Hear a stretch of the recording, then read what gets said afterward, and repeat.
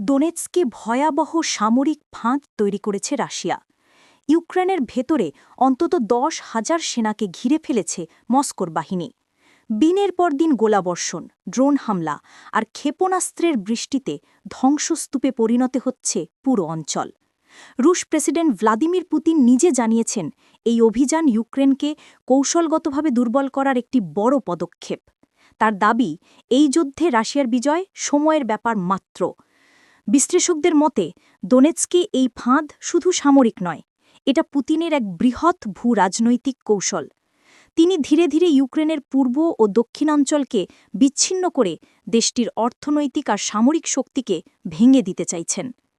রুশ সেনারা এখন দোনেৎস্কের চারপাশে শক্ত ঘাঁটি তৈরি করেছে, যেখানে ভারী অস্ত্র, ট্যাঙ্ক এবং বিমান বাহিনী মোতায়েন রয়েছে।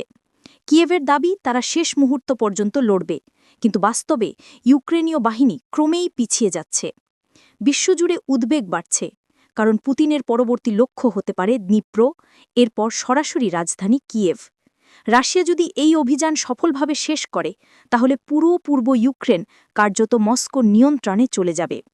পুতিনের ভাষায় যুদ্ধ নয়, এটা ঐতিহাসিক দায়িত্ব, আর সেই দায়িত্বের নাম ইউক্রেনকে রাশিয়ার প্রভাববলয়ে ফিরিয়ে আনা।